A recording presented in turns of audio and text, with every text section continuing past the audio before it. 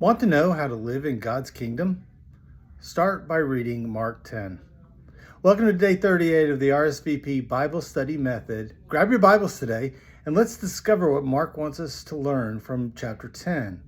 As I read Mark 10, I noticed that what first looked like a collection of unrelated stories all answered the same question. How does God want us to live in His kingdom? Jesus teaches that marriage is marked by covenant faithfulness.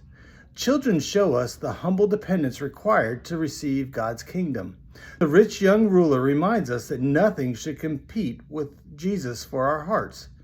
James and John learn that true greatness is not found in power or position, but instead in serving others.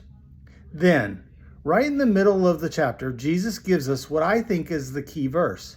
He says, "For even the Son of Man came not to be served, but to serve, and to give his life as a ransom for many." That's in verse 45. Jesus doesn't just teach us how to live in God's kingdom, He models it. One of my favorite Bible study tools is asking, why did the author arrange his stories this way?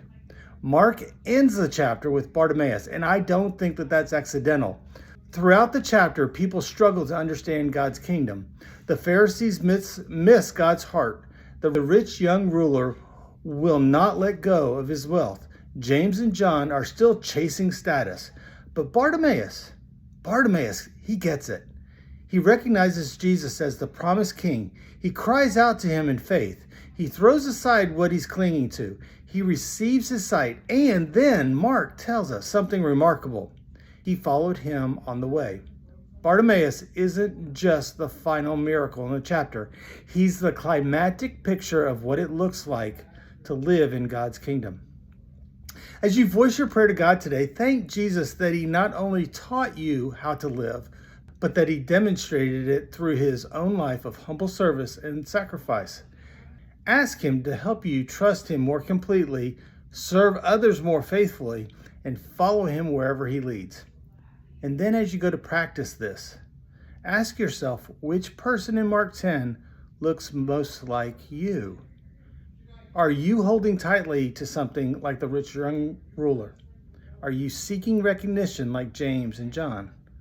Or are you responding like Bartimaeus, trusting Jesus even to follow Him wherever He leads? I'd love to hear your RSVP. Let me know what you're reading, studying, voicing to God in prayer, and practicing for Mark 10. Thanks so much, and God bless you. Look forward to seeing you again tomorrow when we talk about Mark 11.